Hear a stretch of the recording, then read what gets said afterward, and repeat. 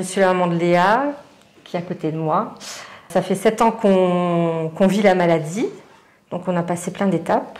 Là, on commence à avoir un peu la sortie. Quelle crainte associez-vous avec les crises que votre fille a pu faire? Que ça ne s'arrête pas et qu'après on ne sache pas la suite en fait. S'il y a des séquelles ou voilà, où on n'arrive pas à stabiliser, à arrêter en fait la crise quoi. Ça pourrait impacter le cerveau, donc il pourrait y avoir des séquelles en fait. Et après, ça peut être au-delà, ça peut être très important, peut-être dans le coma, où elle a déjà été longtemps en grande crise et on ne savait pas comment on allait la retrouver en fait. C'était la première fois et ça nous a fait peur parce qu'elle était vraiment inconsciente pendant un moment quoi. La première fois que ça arrivait, une grosse crise comme ça, donc on est parti aux urgences et ils l'ont prise tout de suite en charge, mais ils ont hésité avant de lui donner quelque chose, donc ça a pris du temps. Mais en fait, elle était en hypothermie et après, elle n'était plus consciente du tout. Et ils lui ont quand même fait des prises de sang, là elle a quand même réagi, mais ils ont vraiment mis du temps avant de lui donner le médicament. Et moi en fait c'était les débuts, donc je ne savais pas comment réagir, mais alors d'aujourd'hui j'aurais dit donnez-lui tout de suite quoi, parce que ça se voyait en fait. Chez Léa c'est pas forcément des crises convulsives, c'est beaucoup des crises avec les yeux. Donc moi je le vois, son papa, son frère, mais c'est pas toujours vu par les autres en fait, parce qu'ils n'ont pas l'habitude de la voir. Et en fait, à un moment donné, ils lui ont donné, mais elle ne s'est pas réveillée pendant au moins 6 heures, quoi. Donc on ne savait pas du tout. On avait vraiment peur qu'il y ait des séquelles, quoi. Qu'elle se réveille et qu'elle soit plus elle, quoi. Voilà. Quand j'étais petite, je savais pas trop ce que c'était au début. Alors, du coup, je les sentais. J'étais pas bien quand je les faisais, mais je savais pas trop ce que c'était en fait. Ça me faisait très mal aux yeux surtout, et à la tête. J'avais l'impression que mes yeux ils allaient sortir. Ça me faisait peur des fois, que ça me fasse surtout mal quoi. Quand il y a une crise qui arrive, comment est-ce que vous la vivez? Comment est-ce que vous réagissez par rapport à votre fille? Quand c'est déjà arrivé, il y avait son petit frère à côté, qui était petit. Donc en fait, j'ai d'abord géré Léa, parce que je me suis dit que c'était la priorité. J'ai géré Léa et en fait, je ne me suis pas posé de questions. Je lui ai rassuré, parce que Léa, elle entend tout quand elle fait les grosses crises convulsives. Donc je lui ai expliqué que j'étais là, qu'elle ne devait pas s'inquiéter, qu'il y avait le médicament, que j'allais lui donner, que j'allais appeler tout de suite le SAMU. J'ai d'abord géré elle et quand je vois que ça se calme, ça me soulage déjà. Après, j'ai rassuré aussi son frère pour lui dire que, qu'il a bien vu que j'étais là, qu'il y avait le médicament, que je sais ce que je dois faire. Sur le coup, je fais tout pour Léa. Je réfléchis pas, je fais les premières choses qu'il faut faire, je panique pas. Et je suis surtout là pour la rassurer et je me dis que ça ira beaucoup mieux pour elle par la suite. Ça dépend comment qu'elle est, si ça continue pas. Enfin, moi, c'est toujours l'attente du SAMU qui me paraît super longue. Et le petit frère, du coup, qui assiste, comment est-ce qu'il réagit quand il était présent?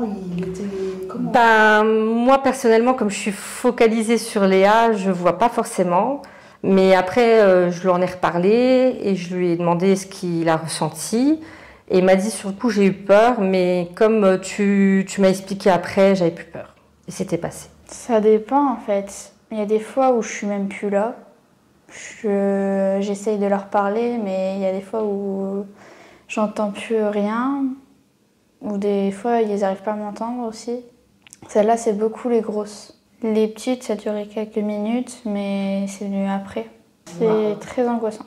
C'est ce qu'elle me disait. Elle me disait que ce qui est dur, c'est qu'en fait, elle est enfermée dans son corps. C'est ce qu'elle me disait. Parce que des fois, elle entendait tout. Et les gens qui, des fois, ça dépend où ça arrive, qui paniquent un peu. Et qu'en fait, elle était vraiment enfermée dans son corps, qu'elle voulait parler, tout ça. Et qu'elle avait mal, en fait, parce qu'elle ressent tout. Quels sont les risques principaux d'une crise? Qu'il y ait des séquelles au cerveau, en fait. Ça, c'est ce que j'ai dans la tête, en fait. C'est des séquelles où, même que ce soit très grave, et j'ai toujours quand même peur de la mort, entre guillemets. C'est rare, mais ça peut arriver, quoi. Donc, en tant que maman, on voit toujours le pire. Quand c'est notre enfant, de toute façon, c'est toujours la panique. Je savais pas trop, en fait, ce que c'était quand j'étais petite, alors... Je me disais, c'est juste des crises, va rien avoir d'autre, quoi. Comment l'épilepsie influence vos relations? Alors, les relations dans la famille, les relations, votre vie sociale? Ça a tout chamboulé. Là, les 3 dernières années, Léa et moi, on était beaucoup enfermés en fait, donc on ne voyait personne. Faire les magasins avec Léa, c'était pas possible, donc même pour acheter des habits, c'était vraiment pas possible. En fait, on allait au magasin, elle se sentait pas bien et on devait rentrer. Faire une sortie, une simple sortie, on pouvait pas. Dès qu'il y a trop de bruit, ça lui faisait des crises. Le monde en fait, dès qu'il y a du monde, trop de bruit, trop de lumière, trop de tout. Et chez Léa, en fait, comme elle fait des crises partielles, en fait, elle, c'était devenue toute la journée en fait. Donc, c'est pas une fois le matin et après ça passe. C'est que, en fait, ça arrivait où elle était pas bien, ou des fois elle se sent pas bien, mais il y a les crises, mais on les voit pas. Et ça impacte sur beaucoup de choses. Donc, même les sorties le soir, c'était pas possible. Voilà, aller manger chez quelqu'un, Nouvel An, tout ça, c'est pas possible. Donc, on a beaucoup fait à la maison, on s'est beaucoup enfermé en fait. Et pour une jeune fille adolescente, c'est pas une vie. Et votre entourage, vos amis, votre famille, est-ce ils comprenaient la situation? Tout à fait, oui. Ils s'inquiètent beaucoup pour Léa. Ils sont vraiment, ils veulent vraiment savoir les dernières nouvelles, comment ça va.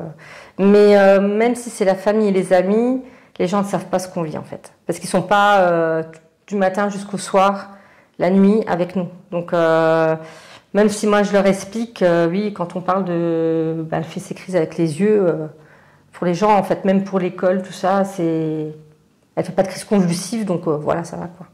C'est pas tout à fait pris comme nous on le vit quoi. J'avais toujours mes amis, ils comprenaient, ils me rattrapaient quand ça n'allait pas, ils avaient plus peur pour moi.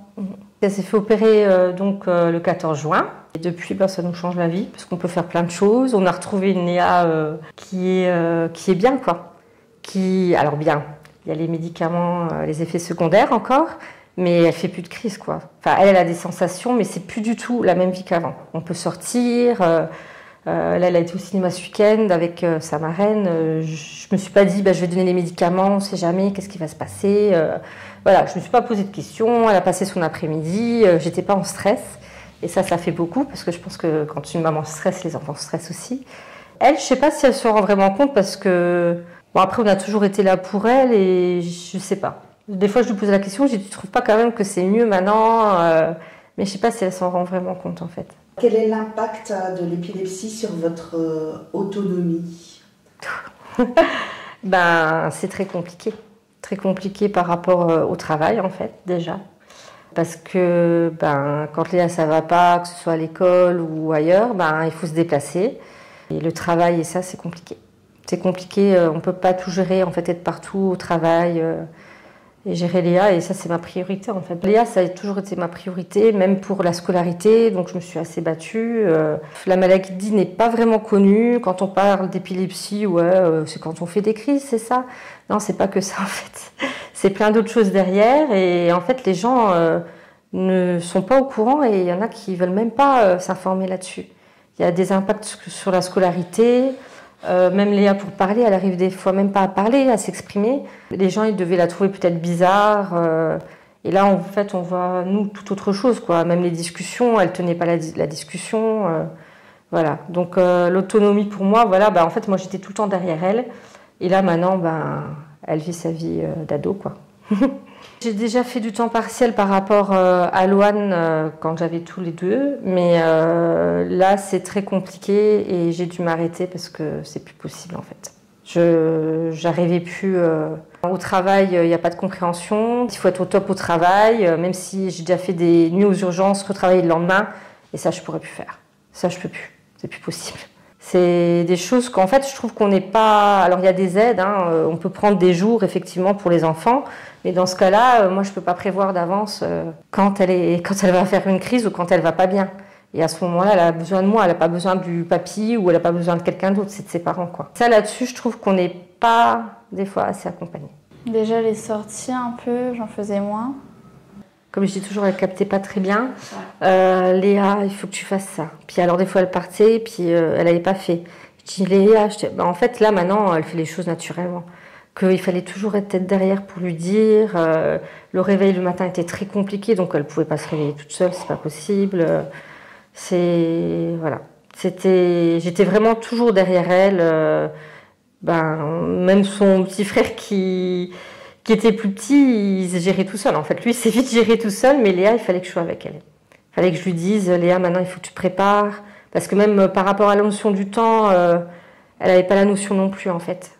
Donc, il fallait que je lui dise, Léa, maintenant, il faut que tu te réveilles, il faut qu'on y aille, il faut que tu te dépêches. Là, je pense que maintenant, ça va quand même un peu mieux. Ça va mieux. Celle qui, des fois, me rappelle, maman, tu sais, il faut faire ça ou ça, que j'allais oublier. Donc, c'est vrai que ça fait plaisir, quoi. Donc, du coup, moi, j'ai moins à penser aussi. Je pense que Léa, en fait, c'était sa vie, quoi. L'épilepsie, en fait, ça lui appartient, enfin, ça lui appartenait, et du coup, elle faisait avec, en fait, ça la perturbait pas sur des fois. Mon épilepsie. Il y a les difficultés scolaires. Alors, on m'a dit aussi, oui, mais elle est très lente. Bah oui, mais c'est son épilepsie. Puis je pense qu'avec la dose de médicaments qu'elle a, je pense que vous aussi, vous dormiriez, en fait, un petit peu. Parce qu'à un moment donné, elle avait 6 traitements, quand même. Voilà. 6 traitements au plus fort, hein, au taquet. Donc là, je suis contente parce que maintenant, elle est au COSÉ. On n'en avait jamais entendu parler et en fait, c'est un soulagement pour nous parce qu'on sait qu'elle est prise en charge, en fait. Et dès qu'il y a quelque chose, il nous appelle. Voilà, et puis il travaille aussi avec le professeur Maillard, donc quand il y a vraiment quelque chose qui trouve que c'est un peu long, ils en parlent et on avance beaucoup plus vite, en fait. Mais il n'y a pas assez de structures comme ça. En fait, moi, je ne le connaissais pas. Il y a, je crois, 3 structures en France. Là, ils sont à 24 au COSÉ. Section petits sont 12. Ados, ils sont 12. Sur tout le Grand Est. Et ça pourrait aider tellement des familles. Et en plus, maintenant, on fait l'école inclusive, mais il n'y a rien du tout qui est pris en charge. C'est une catastrophe. L'école est obligatoire. Enfin, en fait, aujourd'hui, on fait plein de choses, mais il n'y a rien qui va derrière. Et ça, par contre, je voudrais vraiment, si on m'entend, vraiment qu'on fasse quelque chose, même pour les enfants en situation de handicap. Parce qu'en fait, mettre des enfants dans des classes qui sont normales, entre guillemets, c'est pas une solution. Parce qu'il n'y a rien derrière qui suit. En fait, les enfants sont en souffrance. Et ça, je trouve que, voilà, ça, c'est mon grand coup de gueule. Je pense que je ne suis pas la seule là-dessus à le dire. Parce que, en fait, comme c'est des enfants qui ne sont pas du tout dans le rail, on va essayer de les caser à gauche, à droite, alors qu'ils ont des compétences. Mais on leur demande trop, en fait. C'est pas du tout... ils peuvent faire d'autres choses avec leurs compétences et surtout à leur rythme. Là, en fait, il y a de la bienveillance parce que Léa, le matin, elle n'est pas bien du tout avec ses médicaments. Elle a un traitement le soir qu'elle doit prendre avant d'aller au lit et ça lui donne des effets secondaires le matin. Donc, en fait, le matin, Léa, par exemple, elle a de l'aide aux devoirs, on va lui enlever. Elle commence à 9h30 au lieu de 8h30, quoi. Et ça c'est super, en fait. Ça s'adapte vraiment par rapport à elle. Et ils sont vraiment à l'écoute et voilà, ils s'adaptent vraiment. Parce que les professeurs, ils voient bien qu'elle n'arrive pas à tenir la journée. Voilà. Mais ça, c'est vraiment la scolarité. Là-dessus, je trouve que c'est vraiment... Je pense qu'il y a plein de choses. Il n'y a pas que l'épilepsie, il y a l'autisme. Voilà. Ça, on est abandonné là-dessus et je trouve que... Je pense qu'il y a des parents qui craquent. Il y a des mamans qui se retrouvent peut-être seules avec les enfants. Et ça, je trouve, c'est pas normal de laisser ça. Bon, j'arrivais pas à suivre. La journée était longue. Oui, voilà. Ouais. Et puis le soir, elle était épuisée. Et le soir, je devais recopier tous les devoirs, toutes les leçons parce qu'elle n'arrivait pas. Et j'ai demandé de l'aide, que la CPE me fasse des photocopies, tout ça. Ils m'ont dit non, sinon elle prend en photo, mais elle n'était pas capable en fait. Elle n'était pas capable. Et moi, tous les soirs, je grattais tous les devoirs. Des fois, il n'y avait pas sur Pronote, donc je demandais à des copines, alors qu'ils prennent des photos, vous imaginez bien. Des fois, j'étais jusqu'à 10h le soir. Hein. Et parce qu'elle ne pouvait pas. Quel message souhaiteriez-vous faire passer au public qui va vous regarder? Dire que déjà qu'ils ne sont pas tout seuls à vivre tout ça, que c'est parfois difficile, mais qu'il faut vraiment s'accrocher parce que je pense que la médecine, elle avance beaucoup là-dessus. Comme Léa, elle s'est fait opérer au mois de juin, bon, elle a eu la chance de pouvoir le faire aussi, mais je pense que les médicaments, on a aussi un bon service aussi à Nancy et je pense que voilà, il y a de l'espoir là-dedans et surtout qu'ils ne restent pas tout seuls en fait, parce que en fait, quand on est dans ce monde-là, on est un peu tout seul parce que les gens comprennent quand même pas trop. N'hésitez pas à aller dans les associations, ils sont super d'ailleurs, j'ai déjà fait appel à eux. Et rien que de parler pendant 1 heure et de voir qu'en fait on vit la même vie et qu'il y a quand même de l'espoir aussi parce que des fois il y a des choses, même si les médecins ils font tout ce qu'il faut, des fois tout d'un coup ça ça fonctionne, ils ne savent pas pourquoi, mais et puis c'est bien, quoi. Donc moi, je veux surtout dire qu'il y a de l'espoir et qu'ils continuent à se battre avec tout ça. Comme elle a dit, ils ne sont pas tout seuls. Il y aura toujours aussi quelqu'un pour vous aider. Et voilà. On est en 2024, il n'y a plus d'empathie. Tout ce qu'on dit, je trouve que c'est du blabla. Voilà, on met des choses, on fait des choses, mais il n'y a rien qui va derrière. Et ça, j'aimerais vraiment qu'on l'entende. Et si on veut un avenir pour nos enfants, que eux demain, c'est eux l'avenir demain. Donc en fait, il faut faire des structures pour ces enfants. Et je suis sûre qu'en fait, on n'aura que du bon. Et c'est des enfants qui pourraient évoluer, même, après je me répète, dans l'autisme, tout ça. Je suis très affectée là-dessus aussi parce que et puis en plus au début on disait que c'était à cause des mamans, tout ça. Enfin, je veux dire, les gens subissent des choses, mais c'est horrible et on n'est pas aidé en fait. On n'est pas aidé. Il faut vraiment des fois. Voilà, moi quand j'ai fait un dossier MDPH, on m'a dit au début que voilà, elle n'avait pas assez d'handicap pour pouvoir en bénéficier. Maintenant, heureusement, c'est pris en charge. Il y a tellement d'handicaps différents, mais quand on vous met ça tous les jours, à faire ça tous les jours, c'est un handicap.